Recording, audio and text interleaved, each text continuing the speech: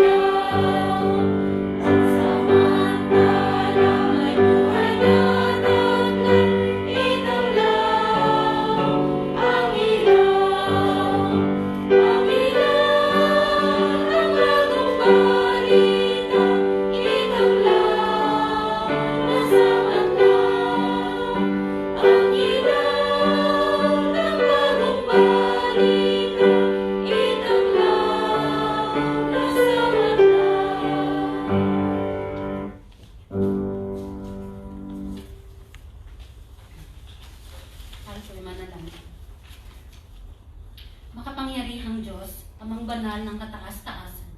Ikaw ay aming pinupuri at pinapasalamatan sa lahat ng pagpapalang patuloy mong binubuhos sa bawat isa sa amin. Amin pong tinataas ang aming panambahan sa oras na ito.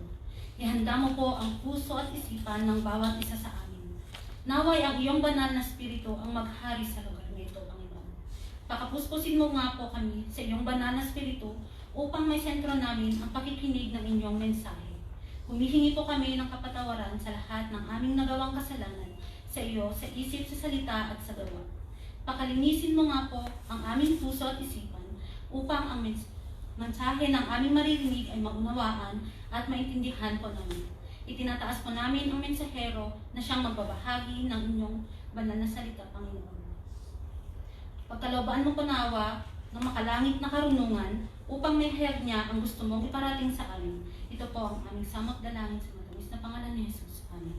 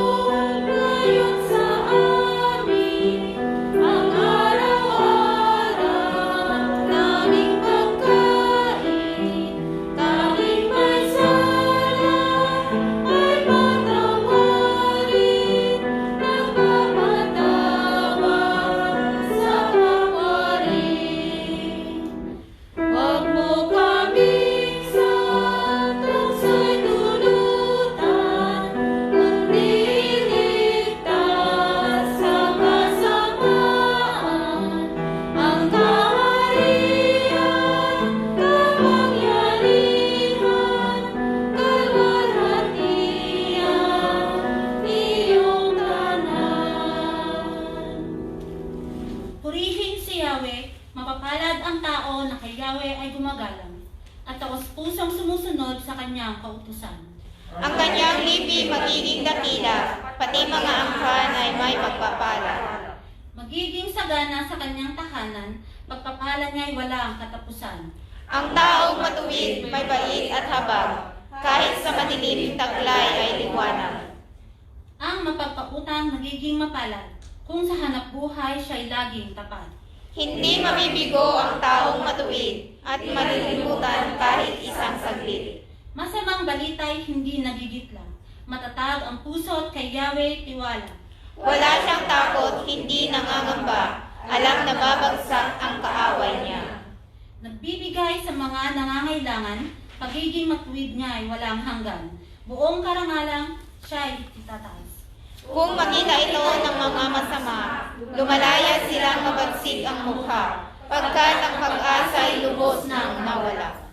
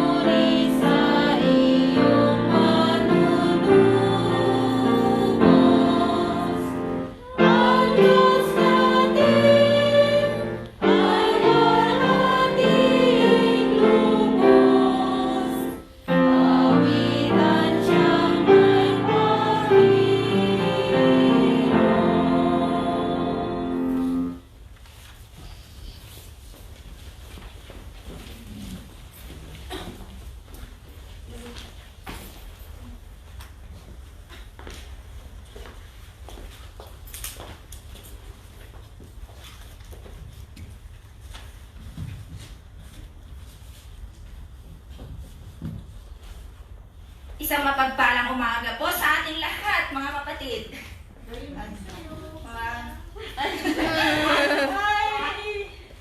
Good morning, everybody! Good morning, everyone! Good morning, good morning, good morning! Ang goodness ng ating mahal na Panginoon ay hindi nawawala, hindi...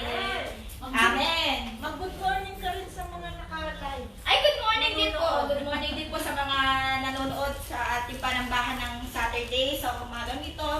nakikisimba sa pamamagitan ng live streaming. Mga nakikisimba sa pamamagitan po ng live screening, magandang umaga po. Ang pagpapala po ng ating mahal na Panginoon ay sumanawa sa ating lahat. Good morning po to each and every one of us. Sa umagang pong ito, bali, meron po ba tayong mga kasama na for the very first time is dito po sila na makikipanambahan sa atin? Wala. Anyways po, sino po yung mag-celebrate po ng kanilang mga birthdays from this Saturday hanggang sa Friday po? Happy birthday po. Meron, wala. Ako. Wala pa.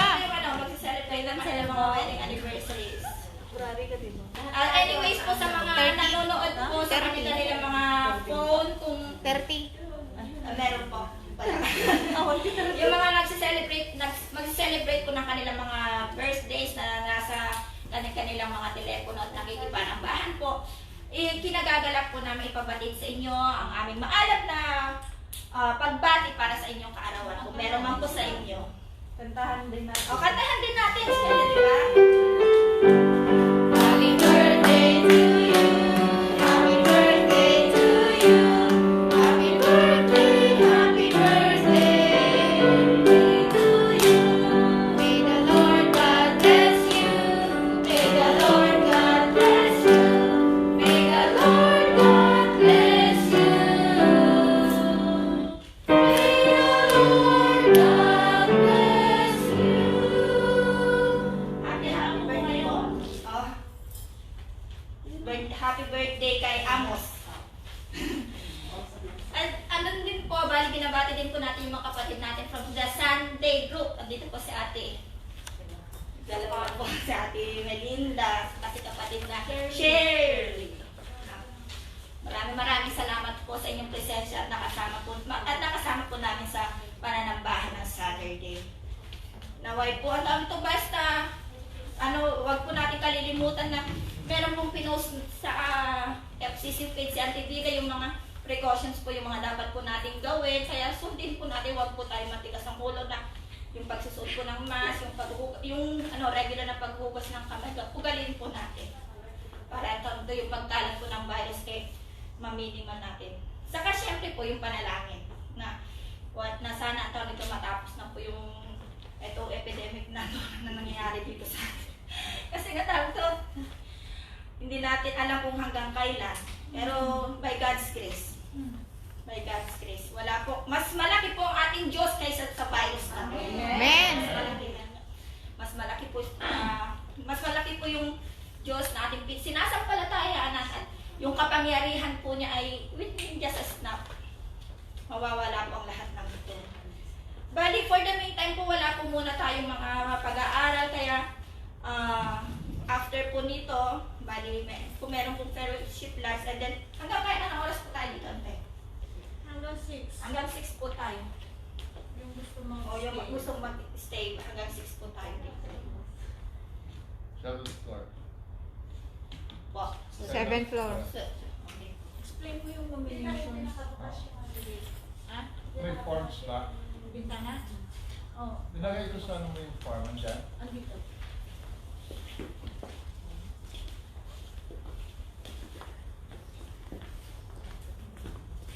Ang ating focus group leaders sa FCC may ang term nila ay 2 taon. Ngayon, magno-nominate tayo. Pwede nyo i-nominate yung dating mga leaders, pwede kayong mag-nominate ng bago. Hindi lamang yung napupusuhan ninyo, no? Hindi lamang yung malapit sa inyo. Ang proseso nito, may nomination form, basahin nyo ng mabuti. No? Dahil, ang sabi dito, with the undersigned, kailangan 2 ang mag-fill up ng form. No? So kung isa lang yung may gusto na yung tao i-nominate, bali walang kasaysayan yon, no? Kailangan at least 2 yung mag-nominate. Kung meron kayong, ito sasabi dito, with the undersigned respectfully nominate as co-chair of the focus group indicated below after diligent prayer and discernment. No? Ibig sabihin, hindi basta-basta kung sino yung nakita nyo ang maganda at magaling ay pinanonominate nyo na. Kailangan manalangin at hilingin sa Panginoon yung guidance. No?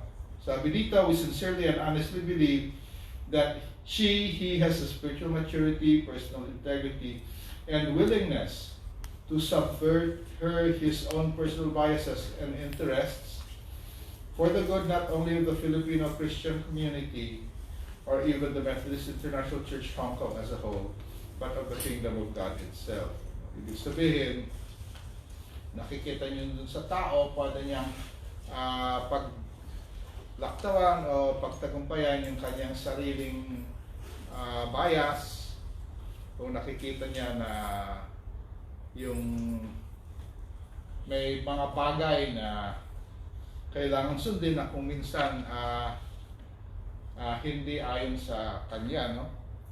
Pero, no, as such, his or her participation in the leadership team will be a blessing to the team and the kingdom of God.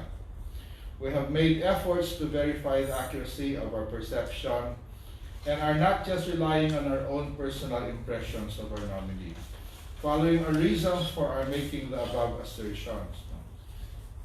Magbibigay kayo ng mga rason kung bakit na sinasabi nyo na ganito yung tao yon. We have also talked to our nominee regarding our nominations and our reasons for this. So, kailangan kausapin niyo yung tao. Tapos, in affixing our signatures to this document, we hereby state that we clearly understand all the clauses contained herein. Naintindihan niyo yung sinasign niyo. Further, that we invoke the ire of God upon ourselves should we sign this document in bad faith. Parang sinasabi niya, tamaan ako ng lintik kung hindi ko kung hindi ako seryoso or parang hindi ko inintindi ng gusto yung sinasabi nito. So, pwede kayong nominate ng isang focus group or pwedeng open. And yung nominee ang magsasign, meron din siyang sasignan na sabi, I have prayerfully considered the nomination and sincerely believe that I can contribute meaningfully to the life, growth, ministries, and witness of the FCC through my commitment and leadership. In accepting the nomination and signing this form, I am committing myself to actively supporting and prioritizing the FCC to the best of my ability, to the extent that I am able and in control of my circumstances. In accepting this nomination, I declare that to the best of my knowledge, in all humility and without self-deceit, I have the time and ability to carry out the responsibilities involved with the help of God and my companions in ministry.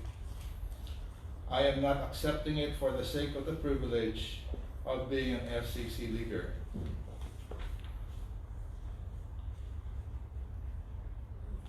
Implicit in my acceptance of this nomination is my commitment to the life, growth, ministries, unity, and witness of the FCC.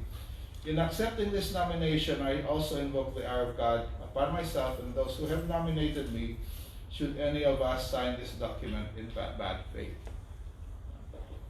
Pag sinabi natin bad faith, ibig sabihin, alam niyo sa loob niyo na hindi tama. In good faith, ibig sabihin, andun yung paniwala niyo na tama naman. No? Medyo mabigat yung nakasulat sa nominations form, no? Pero gusto natin na yung kayang umupo ang siyang mananominate dun sa focus groups. So, ang mga focus group natin ay building community, discipleship and learning, leadership development, outreach and evangelism, worship, and music.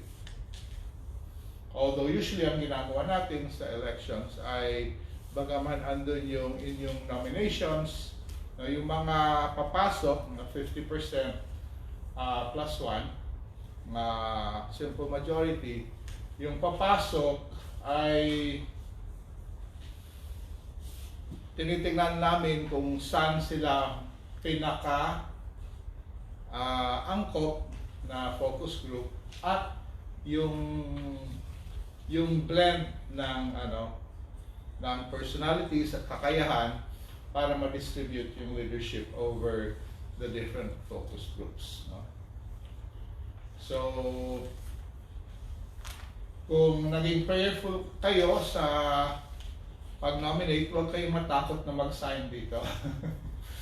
Medyo mabigat lang dahil kung minsan may mga taong gusto lang pumwesto pero ayaw namang kumilos, no? So iwasan natin yon. Kung nakikita nyo naman na kumikilos naman yung tao, huwag kayong matakot na i-nominate at huwag yung kung minsan kailangan pilitin sila, pero yung pagpipilit ay sa pamagitan din ng panalangin, hindi lamang ng ng pagpuwersa dun sa nakikita niyong karapat-dapat na manguna o kailangan natin sa leadership. Yun lang po, habang ng kwento.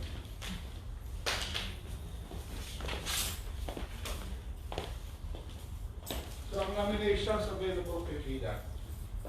So since Sabado po kami, tapos yung mga pwede namin i-nominate mga Sundays, gano'n na rin. Tapos pwede yung mag-nominate ng Saturday. Pwede naman kayo mag-nominate as long as Available. makukumit niya yung sarili niya ng Sunday.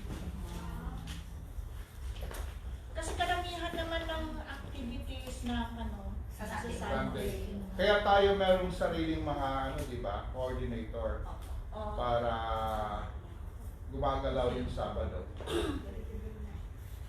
So mga kapatid, ipanalangin po natin na kami bigyan po tayo ng kalunungan ng ating mahal na Panginoon ng wisdom at yung leading na ng Holy Spirit kung sino po yung itatalaga natin sa bawat pwesto.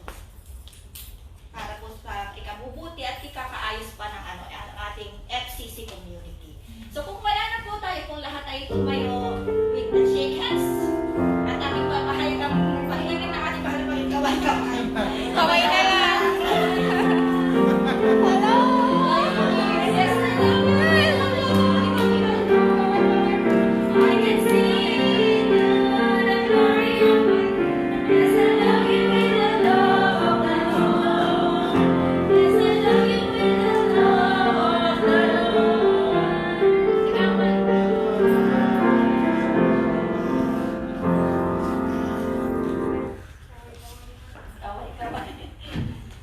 Kaway-kaway na lang.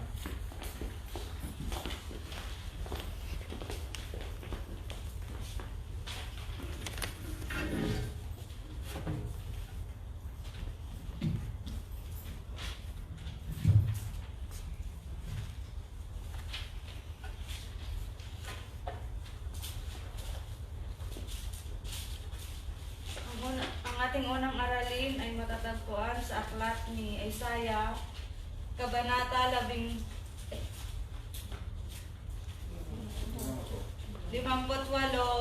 talata 1 hanggang 12.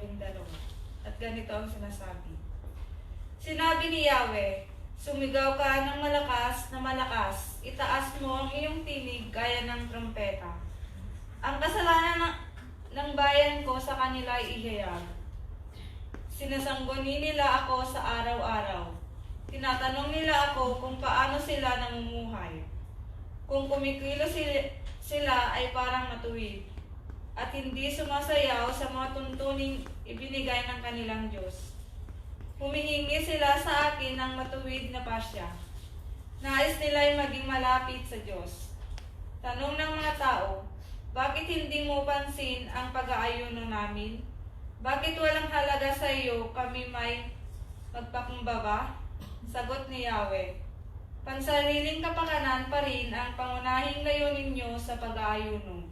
At habang nag-aayuno ay patuloy niyong inaapi ang mga manggagawa.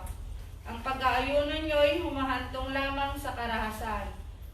Kayo'y nagkakagalit at naglalabanan. Hindi tunay ang pag-aayuno ang ginagawa niyo ngayon. Tiyak na hindi ko papapakinggan ang iyong mga dalangin sa akin. Ganyan ba ang pag-aayon ng aking kaluluguran? Iyan ba ang araw na talagang nagpapakumbaba ang mga tao?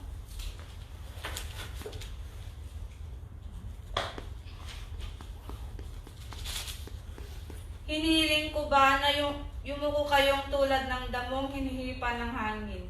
Umahiga kayo sa sako at abo? Pag-aayuno na ba ang tawag nyo dyan? Isang araw na nakakalugod kay Yahweh? Ganitong pag-aayuno ang gusto kong gawin nyo. Palayain nyo ang mga di makatarungan ipinabilanggo. Kalagin nyo ang tanikala ng iyong mga inalipin. Palayain nyo ang mga inaapi at baliin ang mga pamatok ng mga alipin. Ang mga nagugutom ay inyong pakainin. Ang mga walang tirahan ay iyong patuloyin. Ang mga walang maisuot ay iyong bigyan ng mga damit. At sa mga nangangailangang mga kamag-anak ay huwag kayong magkakait. Kung magkagayon, sisikat ang liwanag sa inyo, at matulad kayo sa bukang liwayway. Hindi magtatagal at manunumbalik ang iyong kalusugan. Mahayag sa inyong unahan ang mabuti ninyong gawa, at sa inyong hulihan ay patnubayan kayo ng kaluwalhatian ni Yahweh. Sa araw na iyon, diringgin ni Yahweh ang iyong dalangin. Kapag kayo humingi ng tulong, sasabihin niya, narito ako. Kapag itinakwil nyo ang pangaaping, maling pagbibintang at pagsisinungaling. Kapag ang nagugutom ay kusang loob nyong pakainin, at tutulungan ng ang mahihirap, sisikat ang liwanag sa iyong nasa kadiliman. At ang iyong kapanglawan ay magliliwanag gaya ng sa katanghaliang tapat. Patuloy kayong papatnubayan ni Yahweh at ibibigay ang pangangailangan sa gitna ng disyerto. Palalakasin niyang muli ang iyong mga buto at magiging tulad kayo ng isang hardin na binubukalan ng masaganang tubig o isang batis na hindi natutuyo. Muli niyong itayo ang kutang gumuho at itatag ito sa dating pundasyon. Makikilala kayo bilang tagapagtayo ng mga nawasak na pader, mga tagapagtatag ng bagong pamayanan.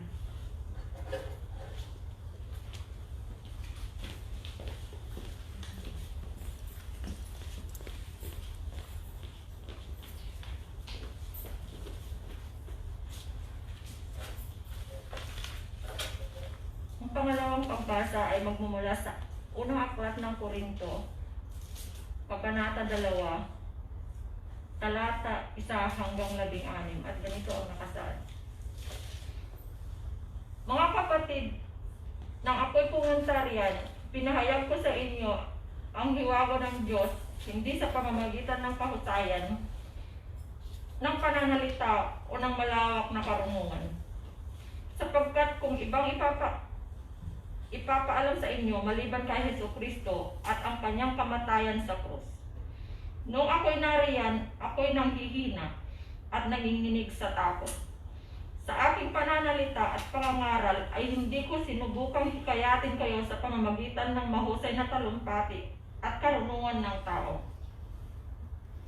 Subalit nangaral ako sa pamamagitan ng kapangyarihan ng Espiritu upang inyong pananampalataya ay masandig sa kapangyarihan ng Diyos at hindi sa karunungan ng tao. Gayunpaman, sa mga taong matatag na sa buhay, espiritual, ay nangangaral kami ng salita sa karunungan, hindi sa karunungan ng mundong ito o ng mga tagapamahala sa mundong ito na ang kapangyarihan ay lilipas. Subalit ipinahayag namin ay ang lihim na karunungan ng Diyos na hindi nahayag noong una, na itinalaganan niya para sa ating kaluwalhati bago palikhain ang sanlibutan. Walang isa sa mga tagapamahala sa daigdig na ito ang nakaunawa sa karunungang iyon, sapagkat kung naunawaan nila iyon, hindi sana nila ipinako sa krus ang Panginoon ng kaluwalhatian. Subalit tulad ng nasusulat, hindi pa nakikita ng mata o naririnig ng tenga, hindi pa sumasagi sa isip ng tao ang mga inihanda ng Diyos. Para sa mga umiibig sa Kanya, ngunit ito inihayag na ng Diyos sa atin sa pamamagitan ng Espiritu. Sinaliksik ng Espiritu ang lahat ng bagay, maging ang mga pinakamalalim na bagay na may kinalaman sa Diyos. Walang liban sa Kanya, sariling Espiritu. Gayon din naman, walang nakakaalam sa mga iniisip ng Diyos, maliban sa Espiritu ng Diyos. Ang tinanggap natin ay hindi ang Espiritu ng sanlibutan, kundi ang Espiritu na mula sa Diyos upang maunawaan natin ang mga kaloob niya sa atin. Kaya nga, kami ay nangangaral hindi sa pamamagitan ng karunungan ng tao, kundi sa pamamagitan ng Espiritu. Ang ipinapaliwanag namin ay mga katotohanan ng espiritual para sa mga nagtataglay. Nagtataglay ng Espiritu ay hindi kayang tumanggap ng mga kaloob mula sa Espiritu ng Diyos. Para sa kanila, kahangalan ang mga iyon at di nila maunawaan, sapagkat ang mga bagay na espiritual ay mauunawaan lamang sa paraang espiritual. Nauunawaan ng tao, nagtataglay ng Espiritu ang kahalagahan ng lahat ng bagay. Ngunit hindi siya naunawaan ng taong hindi nagtataglay ng Espiritu. Sino ang nakakaalam ng pag-iisip ng Panginoon? Sino ang makapagpapayo sa Kanya? Ngunit nasa atin ang pag-iisip ni Kristo.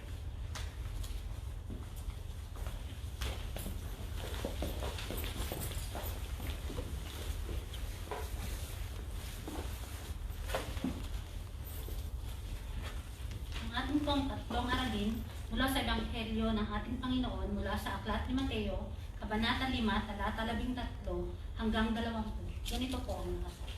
Asin at ilaw. Kayo ang asin ng sangkatauhan. Ngunit kung ang asin ay mawalan na ng alat, paano pa ito mapapaalat muli? Hindi ba wala na itong kabuluhan, kundi ang itapon at tapakan ng mga tao? Kayo ang ilaw ng sanlibutan. Ang isang lungsod na nakatayo sa ibabaw ng burol ay hindi maitatago. Walang taong nagsisindi ng ilaw at pagkatapos ay inilalagay iyon sa ilalim ng banga. Sa halip, inilalagay iyon sa talagang patungan upang matanglawan ang lahat ng nasa bahay. Gayon din naman, dapat ninyong paliwanagin ang inyong ilaw sa harap ng mga tao upang makita nila ang inyong mabubuting gawa at papurihan ang inyong Ama na nasa langit. Huwag ninyong akalaing naparito ako upang ipawalang bisa ang kautusan at ang mga propeta. Naparito ako hindi upang ipawalang bisa ang mga iyon, kundi upang tuparin. Tandaan ninyo, maglalaho ang langit at ang lupa, ngunit ni isang tuldok o kudilit man ng kautusan ay di mawawala ng bisa, hanggat hindi natutupad ang lahat. Kaya sino mang magpapawalang bisa sa kaliit-liitang bahagi nito ay magtuturo ng gayon sa mga tao, ay magiging pinakamababa sa kaharian ng langit. Ngunit ang sumusunod sa kautusan at nagtuturo sa mga tao na tuparin iyon ay magiging dakila sa kaharian ng langit. Sinasabi ko sa inyo, kung ang pagsunod ninyo sa kalooban ng Diyos ay tulad lamang ng pagsunod ng mga tagapagturo ng kautusan at mga Pariseo, hindi kayo makakapasok sa kaharian ng langit. Ito po ang salita ng Diyos. Should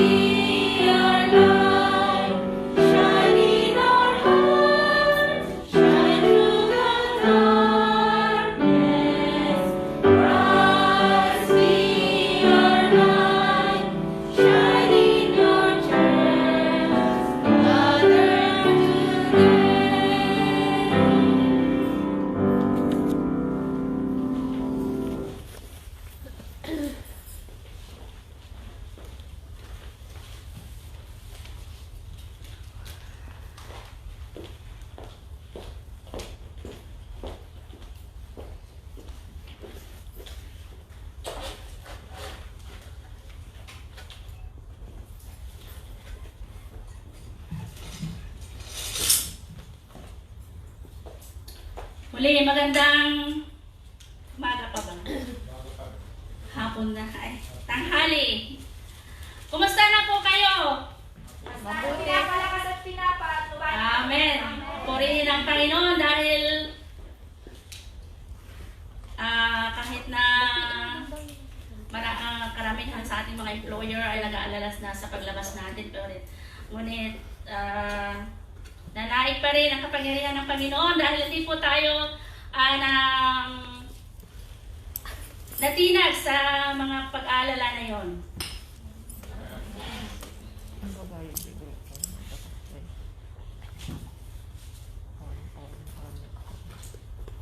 First time ko na may nakatumpok na.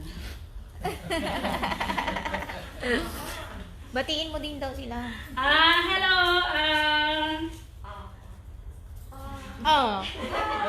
Magandang tanghali po sa mga nandyan na nakasubaybay sa ating pananambahan ng Saturday kanina.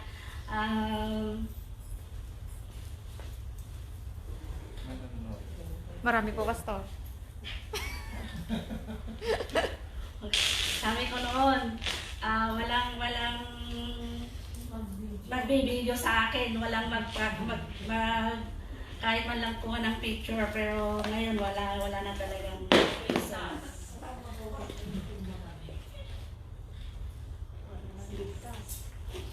Wala nang ligtas. Hello po. We are the salt and light. Yun po ang title ng ating mensahe ngayon. Walang nilalang na tao sa buong mundo ang hindi alam ang asin. Kaya kahit sa ang sulok ng mundo ay mayroong asin. At ito ay maraming pagkakagamitan. Nagagamit ito sa pagpapanatili ng pagkasariwa para hindi madaling masira ang mga pagkain. Pang-preservative, ginagamit din para paglinis at mabisang panimpla. Ang ilaw ay nagsisilbing taulaw sa gabi. Napakahalaga ito. Ang asin at ilaw ay parehas ng mahalaga. Ano nga ba ang gustong ipahayag sa atin ni Jesus tungkol sa asin at ilaw? Tayo po muna yung lang.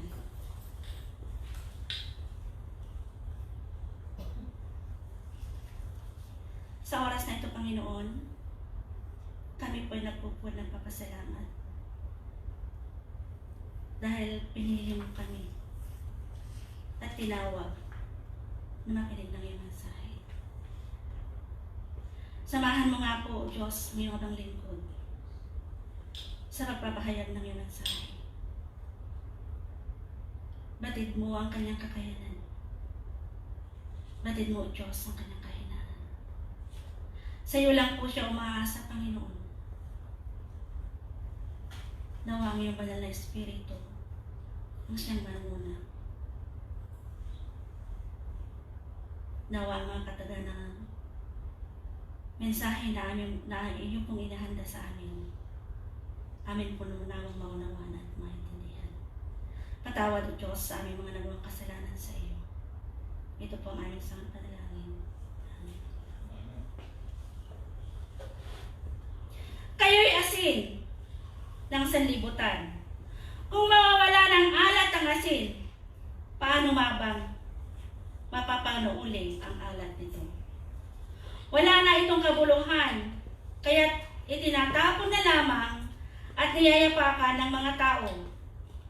Kayo'y ilaw ng sanlibutan. Ano nga ba ang gustong iparating ng ating Panginoon tungkol sa ating aralin? Ano nga ba ang tinutukoy na asin? At kung ano ang tinutukoy na ilaw?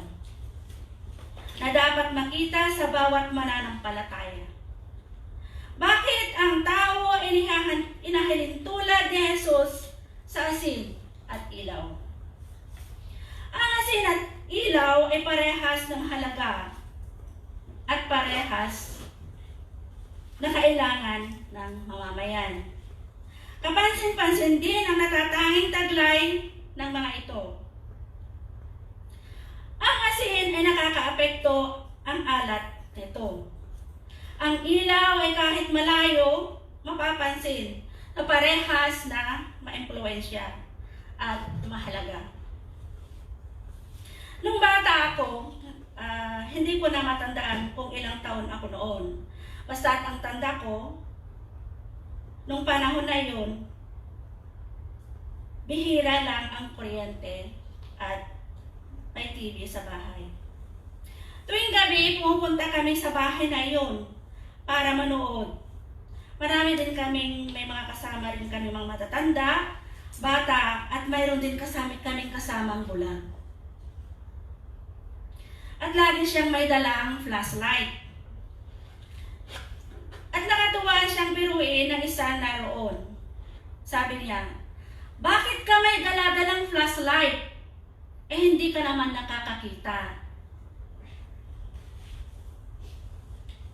Bakit nga ba? Para siya makasama. Sagot ng bulag, alam mo, sa kalagayan kong ito na hindi nakakakita, ito ang gamit ko, pinapailaw ko sa daan para makiatta ako ng kasalubong ko. Dito nakikita ang liwanag sa pamamagitan ng dala niyang flashlight. Bilang mananampalataya, taglayin natin ang layunin ng asin na pampalasa sa pagkain. Magpapanatili, preservative ng ating pananampalataya. Katulad ng asin, mahusay na panimpla, nagpapalasa ng pagkain. Nang sabihin ni Jesus na kayo ang asin ng sanlibutan,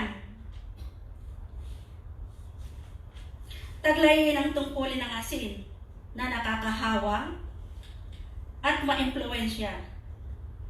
Nais ng Panginoon na makita sa atin ang isang mananatiling tapat na pamumuhay. Maging tapat sa tungkulin. Maging tapat sa paglilingkod sa Panginoon. At sikapin natin makatulong sa pangangailangan ng ating kapwa. Nang sa ganon, magkaroon ng halaga ang kanilang buhay. Ang asin at ilaw ay inihalin tulad ni Jesus sa tao, na ang asin, kapag wala ng alat, wala ng halaga ito. Ang tao, kapag makasarili, walang pakialam sa kapwa, maging kagaya tayo ng asin na wala ng saysay, walang pakinabang, wala ng halaga. Mga kapatid, huwag nating hayaan na dumating yung panahon na mawalan tayo ng alat. Ilaw na dapat makita ng ating kapwa. Dahil sa pinagkalooban tayo ng mga mahal na Panginoon ng magandang pamumuhay, kaya marapat lamang na ibahagi natin sa ating kapwa na nangangailangan ng tulong upang magampanan natin ang tungkulin na ipinagkaloob sa atin ng ating Panginoon upang magkaroon ng halaga ang ating buhay. Makikita ang ating liwanag sa pamamagitan ng ating kabutihan sa ating kapwa. Ayon sa pahayag ng Diyos sa pamamagitan ni Propeta Isaias, sa ating unang aralin, iba yung version sa ating na ginagamit ng Bible dito sa Bible, kumpara sa Bible ko sa bahay, so iba yung dito. Ang mga nagugutom ang inyong pakanin, patuloyin sa inyong tahanan ang walang tirahan. Yaong mga tao na halos subat na ay inyong paramtan. Ang inyong pagtulong sa mga kasama ay huwag tatalikdan, at kung magkagayon, matutulad kayo sa bukang liwayway. Kung ang nagugutom ay pakakanin ninyo at tulungan ang kadilimang bumabalot sa inyo, ay magiging tila liwanag sa katanghalian. Kaya kailangan bilang mananampalataya, sikapin natin makapa-impluwensya sa ating kapwa para katulad ng asin, mapanatili ang kabutihan ng mamamayan. At dadami pa sa pamamagitan ng liwanag natin. Kailangan din na ang ilaw natin ay nakakonect sa ating Panginoon. Hindi tayo magkakalasa kung wala tayong koneksyon sa Kanya. Maging halimbawa tayo sa mga taong nakapaligid sa atin. Maging halimbawa tayo sa mga tahanan na ating pinaglilingkuran. Pagliwanagin natin ang ating ilaw, huwag nating itago. Gamitin natin ang ating mga talento na pinagkaloob ng Panginoon sa atin. Hindi lang sa pamamagitan ng ating talento makikita ang liwanag, pati na rin sa ating pakikipagkapwa. Na ayon sa nakasulat sa ating tema, o ang ating tema na nababasa sa ating liturgy, discipleship is relationship. Para lamang sa kalwalhatian ng Panginoon. Kailangan na makita sa atin ang magandang halimbawa. Hindi dapat tinatago ang pagiging Kristiyano. Kailangan nating ipakita sa araw-araw nating pamumuhay para ipakita at maparangalan natin ang Amang nasa langit. Naparito ako hindi upang ipawalang bisa ang mga iyon upang tuparin. Bilang tagasunod ng ating Panginoon, ang kautusan ay ating isapamuhay, ang ating mapag-aaralan, napapakinggan, na mga salita ng ating Panginoon. Mga kapatid, pinaalalahanan tayo na ang pagsunod sa mga salita ng Panginoon ay huwag paimbabaw, kundi makita sa atin ang taus-pusong pananalig sa ating Panginoon. Bilang nananalig, kailangan din natin ituro at ipaliwanag ang salita ng Diyos. Katulad ng sinabi ng Panginoong Hesus, ngunit ang gumanap ng kautusan at magtuturo na tuparin iyon ay ibibilang na dakila sa kaharian ng Diyos. Kailangan nating magsumikap na makahikayat ng marami. Bilang asin at ilaw na tinawag ng Diyos, makahikayat tayo ng mga hindi pa nananalig at naniniwala. Katulad ni Pablo sa kanyang sinabi sa ikalawang aralin, sa pananalita at pangangaral ko'y hindi ko kayo inakit ng matatamis na pangungusap, batay sa karunungan ng tao, kundi sa pamamagitan ng pagpatutuo ng Espiritu at ng kapangyarihan ng Diyos. Kaya hindi na sa karunungan ng tao, kundi sa kapangyarihan ng Diyos na nababatay ang inyong pananalig kay Kristo. Mga kapatid, tunay na ang liwanag ng ating tanglaw ay ang ating Panginoon. Siya ang ating ilaw na tumatanglaw sa atin. Bilang tagasunod, tayo ang asin at ilaw ng sanlibutan. Upang isapamuhay ang mga katuruan at maging liwanag sa mga nasa kadiliman. Si Jesus na ating ilaw ang nagpapakita sa atin ng daan, patungo lamang sa tamang landas na ating tinatahak. Siya ang ating liwanag.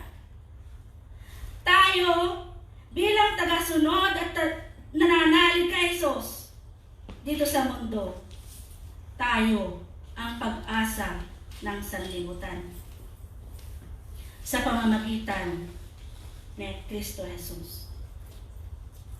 Patuloy na maka-impluwensya ang liwanag natin. Higit sa lahat, mapapurihan ang Ama sa kalangitan. At si Jesus na ating ilaw at tanging nating tagapagligtas. Naway magningning ang bawat isa sa atin dahil sa kanyang liwanag. Kailangan ang ilaw natin ay laging nakakonek sa ating mahal na Panginoon. Dahil hindi tayo magkakalasa kung hindi tayo nakakonek sa Kanya. Sikapin natin taglayin ang liwanag para lamang sa kalulhatian ng ating Panginoong Jesus. Sa pangalan ng Ama, ng Anak, at ng Banal na Espiritu. Amen.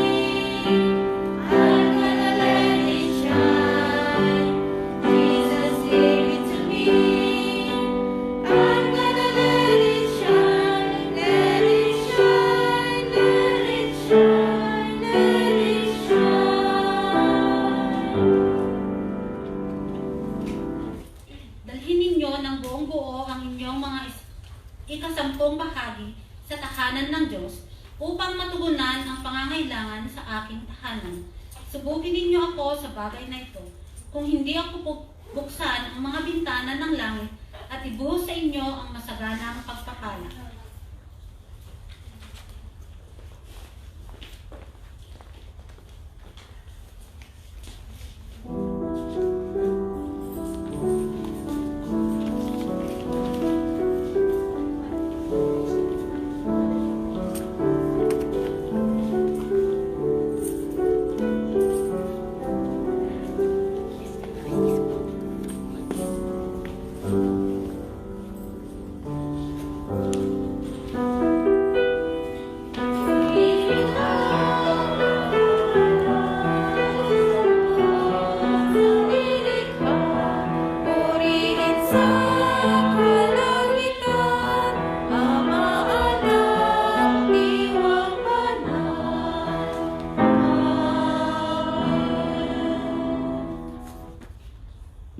Aming Diyos na ba, ang iyong anak ay tumawag sa amin na maging masin at liwanag ng sanlibutan sa aming paghahandog ng mga handog na ito. Tanggapin niyo hindi lamang mga handog na ito, O Diyos, kundi ang aming mga sarili para magampanan namin ang pagiging ilaw ninyo at pagiging asin ninyo. Lumiwanag gawa kayo sa amin. Gamitin nyo ang mga handog na ito sa pagpapahayag ng iyong mabuting balita ng kaligtasan. Amen.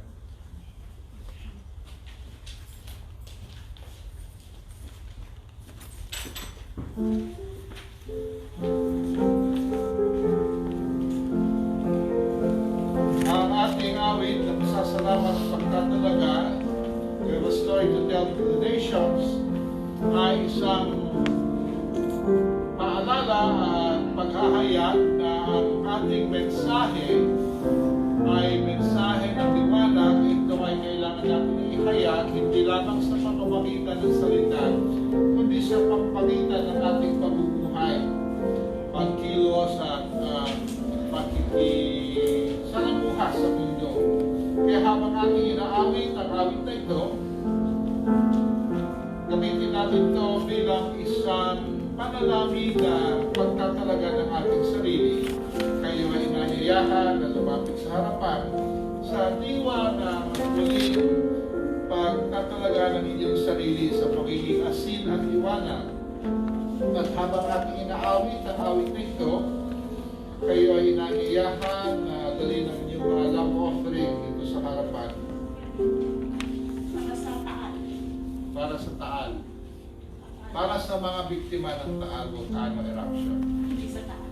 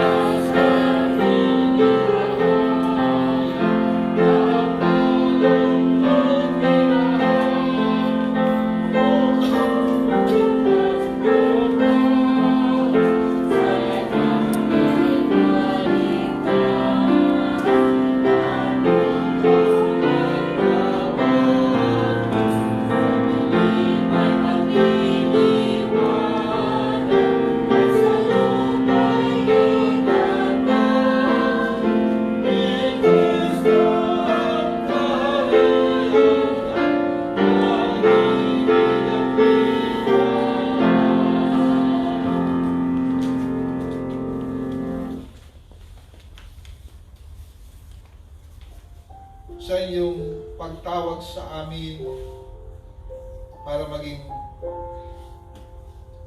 asin at alat at liwanag ng mundong ito. Aminin namin, O Diyos, na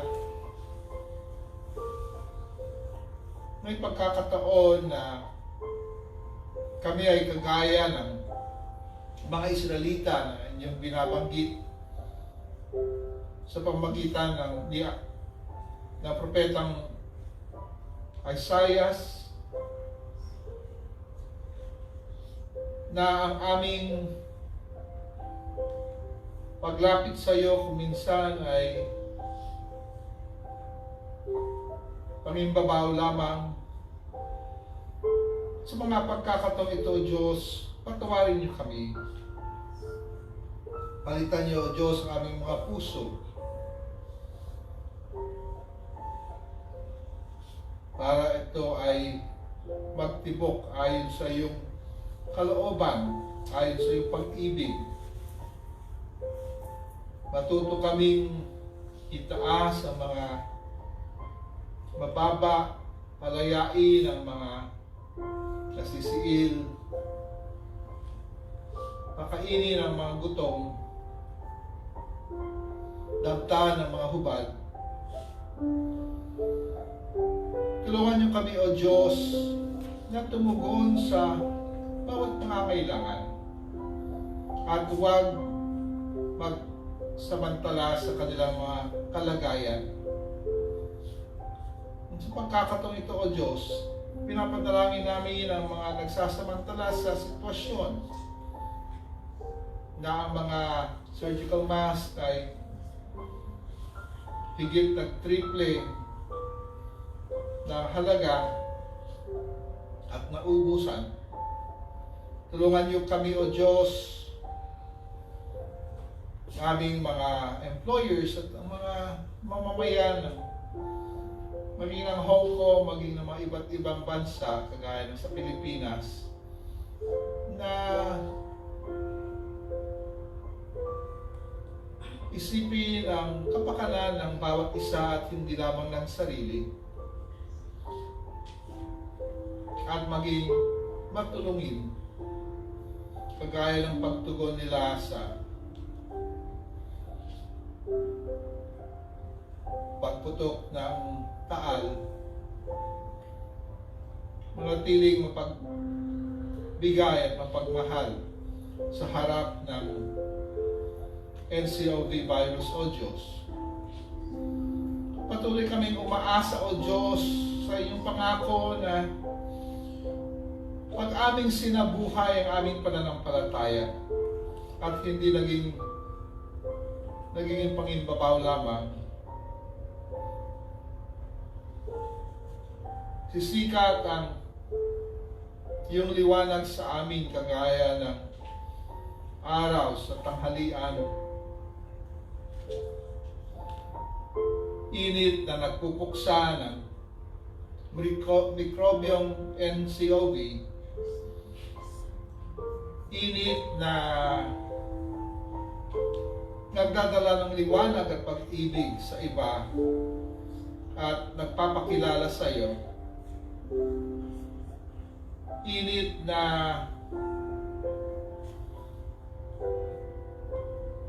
nagdadala ng alab sa bawat puso at kalooban. Aming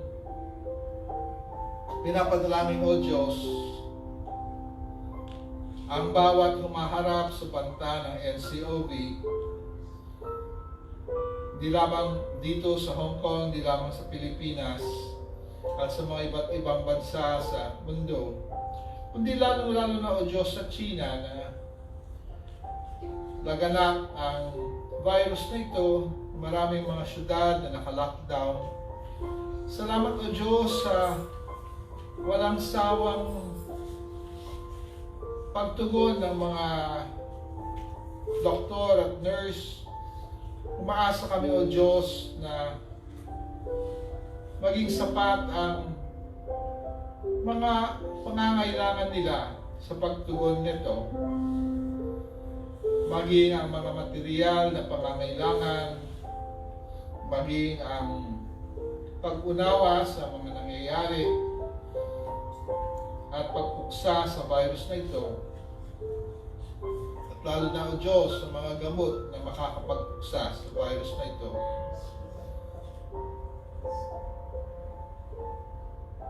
Umaasa kami, O Diyos, na makakahanap na mabilisan ng gamot nito.